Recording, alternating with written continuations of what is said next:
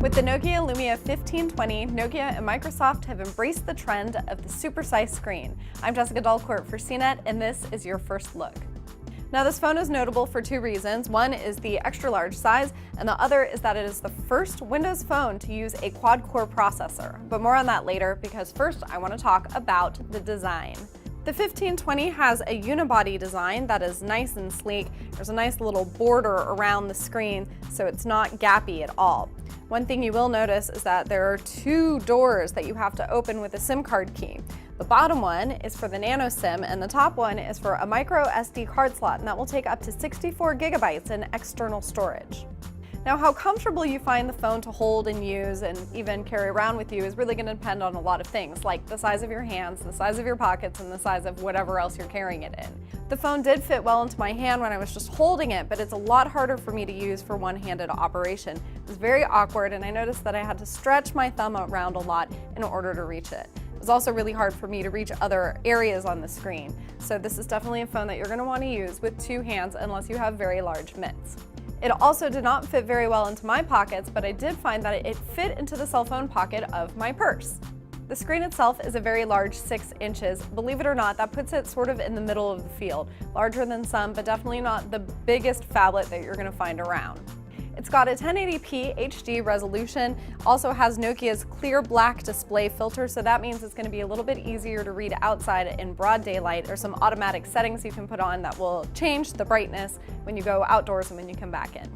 Since the phone is so large, one thing you'll notice is a third column that Microsoft has added here for phones of this size.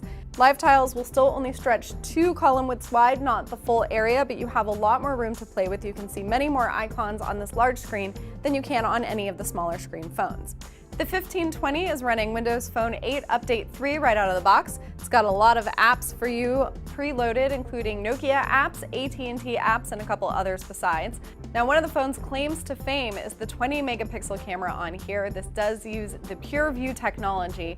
Most of the time, your photos will resolve to 5 megapixels, like if you update it online or send them to a friend. However, the 20 megapixel image can be useful if you're going to do a lot of lossless cropping and if you want to print a full-size image. As usual, you can switch from the default Nokia camera app to any other lens, including the native Windows Phone camera. There are a lot of photo tools, filters, and extra fun apps that you can use. For the most part, even on automatic mode, I found that the pictures were pretty good. There's also the typical Windows Phone camera button. This is something that you can hold and press to trigger the camera. You can also press it as a shutter button. You can use on-screen controls as well. As I mentioned before, the 1520 is the first Windows phone to come with a quad-core processor.